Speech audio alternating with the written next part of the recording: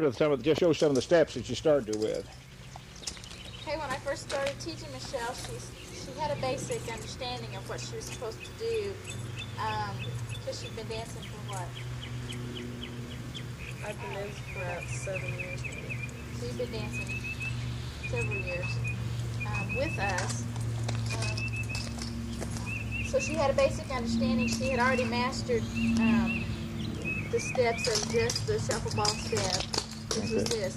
So what we've really worked on this year has been adding just a little bit of freestyling with it, keeping time with the music, no matter what speed the music was. She's danced to slow stuff and really fast stuff, and she's finally, in the last couple of weeks, gotten the hang of a couple of extra steps that I've worked in to my own dancing, and she's started to finally kind of understand where to put them in now. So our music's not going to be real fast, so we'll start off with some real slow stuff, and we'll just go from there. Okay.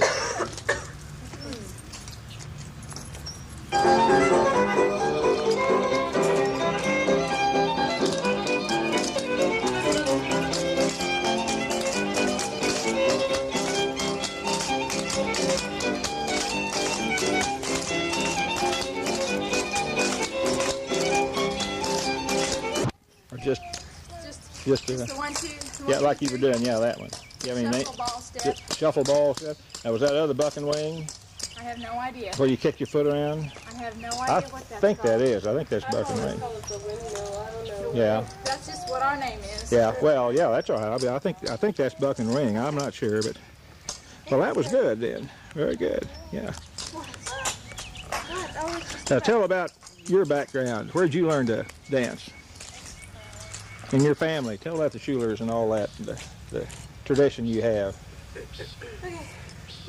Oh, rest a minute here. Want to just sit down a minute and... I'll be all right. A few minutes.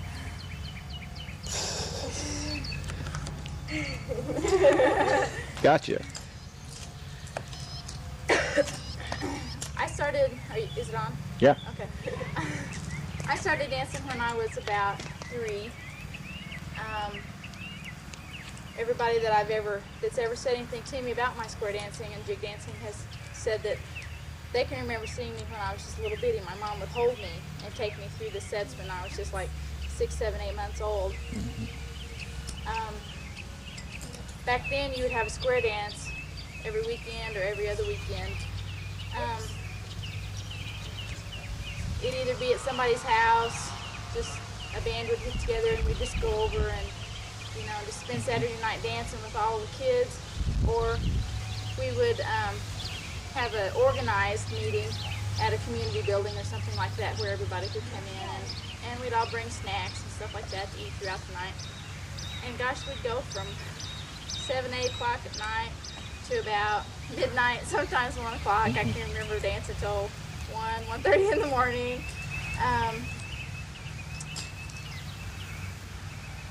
As far as the history goes with my parents, my grandfather was from Switzerland, and he brought this over with him when he came over to America. And he taught all of his kids how to dance, and which one of those was my mother. And the way my grandfather felt was that he raised his kids that they couldn't go to the movies. They were not allowed to ever go to the show, but they could dance all they wanted to. So they would have dances all the time, and my grandfather played the fiddle, and he played the what do they call the accordion button box. He played the button box, and so he would play while all the kids danced. And what was the family's name? My grandfather's name was, oh, this is terrible. I don't remember what his birth name was. The family name is Schuler. Yeah, that's good.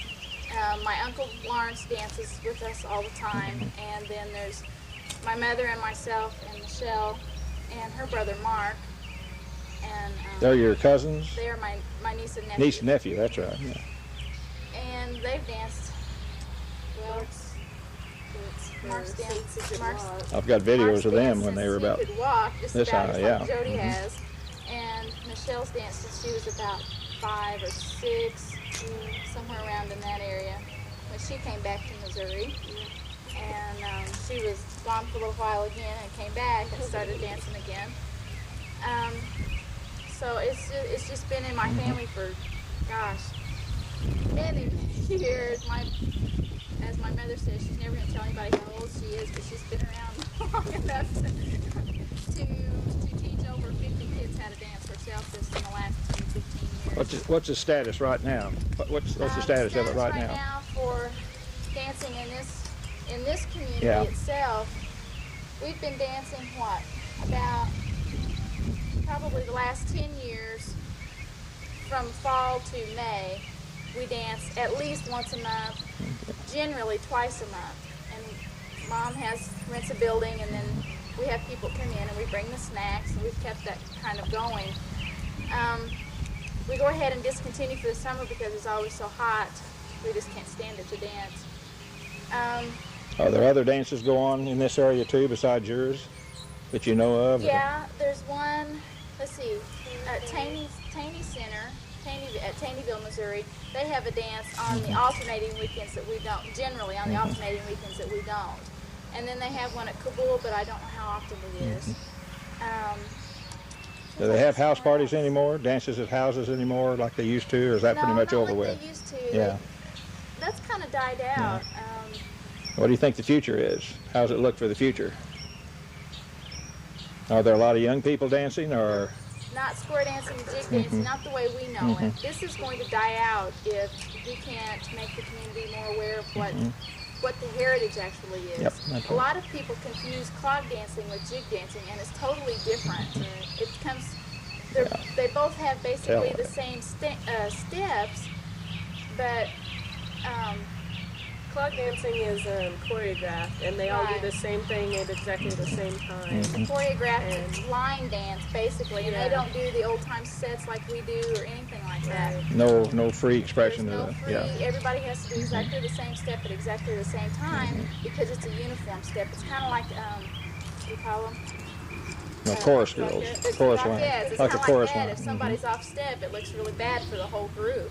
With square dancing, if you get off we've got people that hop Yeah. that don't even dance. They hop through the set, but they don't make anybody look bad. It still looks like it's supposed to look that way. Tell about your square dances. Do you dance to a record, or? We dance to a live band, and everybody dance the same thing, or? We have to improvise a little, sometimes a little bit. But now the clog dancers, they all dance. In fact, if you put them up with a live band, they can't dance because a live band is faster. Square dance music is faster.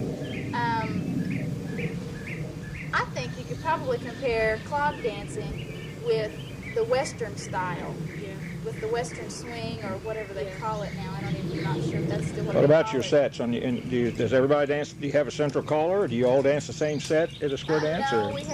It's not like Western swing at all, where you have one caller who calls for everybody, and you've got 16,000 sets doing the same thing. Everybody has their own individual caller. Sometimes the caller will be within the set, and sometimes they won't. It just kind of depends on who you want to call it. A lot of people can't call and dance at the same time. It's too much. It takes too much breath for them. Around here, it's kind of like in this community. In the last several years, they've started getting more like Kentucky and Tennessee, where you've got all the little clog dancing sets and stuff like that. And the square dancing is almost taking the back seat to that. Now, I won't clog dance. I might be dancing to the same music that they are because that may be all I have. Has the school taught clogging here in Ava? No, they used to teach square dancing, but they don't teach that anymore. And when they did teach it, it was Western swing because we danced to. Of course, we had to dance to a record because you couldn't have a live band.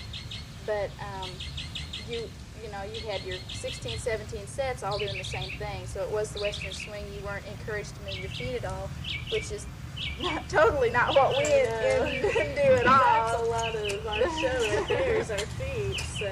We all try to do as much with our feet as we can. Some of them don't. Some of them just like to do the set, but they keep in rhythm somehow, whether it's bouncing or, you know, they are in time and doing something that they do. Well, do you see a lot of young people just starting out with the dancing, and then I've seen a lot of kids start out with us who have gone to clogging because moms or dads or grandparents or whatever, it's a commercialization thing. Mm-hmm. We put you in the showy outfit and we put you up on stage and you look cute.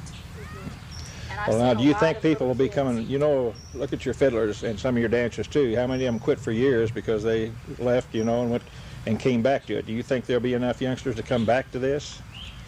Right now, there's been several that have left in the local group that have left the clogging. And I have heard the rumor that they're wanting to get back into square dancing. I haven't had anybody contact me personally, but they have contacted family members. Do you think there'd be any outside help could ever come in and promote the square dancing, like other than what the TAP program has done here or anything with the square dancing and all? In other words, anybody to help from the outside? I think if somebody would come in and try to promote it a little bit. What's your main problem? What are some of your problems you have of getting it going again like it used to that you can think of? Yeah, okay. The community center doesn't like us to dance there, so they won't rent to us because they think that it leaves black marks on the floor, which it doesn't. It comes off. It's exactly the center that they've got here is exactly the same center that they've got at Taneyville, and they let us dance on it twice a month, but they won't let us dance up here. A lot of the other buildings we can have on Friday nights because the people that do dance all the time, majority of them work on Friday nights. So we had moved them to Friday nights. Now we're going to have to move them back to Saturday nights. Well, the problem with having them on Saturday nights in town was that the local Legion Hall has bingo on Saturday night. So we couldn't dance there. That's why we moved them to Friday nights in the first place. So now that we've got to move them back, I don't know where we're going to go. I have no idea. Nobody has a big enough house to dance in. How many would you say usually come to your dances that you have? How many sets are usually going at one time? Well, when we had the Legion Hall, it was not very many. Because it was on Friday nights. Mm-hmm. I think the most we had was 4 sets. Right off the square was 4 or 5 sets. How many sets would you say when you had a bigger place? When we had a bigger place, at least 5. And more sometimes, And isn't more it? sometimes, because if you had more room, the women would go ahead and dance as men. Mm-hmm. So you'd have the extra sets. Mm-hmm. But Now, it's not right just the now dancers you're serving. There are a lot of people come and just sit and enjoy it in the evening too, there's a lot that of don't people dance or just too come old to in, dance or come never and have. watch and don't dance. They Yeah. don't even two-step. A lot of them don't even two-step. So it's an important community activity It is a for the very community. important community activity. Something that's probably our fault on that end is that we don't put anything in the paper. We don't advertise it. It's kind of the people that we dance with are people that I've danced with since I was 5 years old. A lot of them are. Or people that I've known. I may not have danced with them for that long, but I've known them all my life. Or occasionally a city boy you have to lead around inside the Yeah. sets. Yeah. Occasionally, but That's what Clint was when he first came to us. But so our biggest problem right now is probably more of not having a place to go. Well, girls, I thank you a lot. I think you pretty well covered it here. Let me fade this thing out here and we'll make sure it's going off here.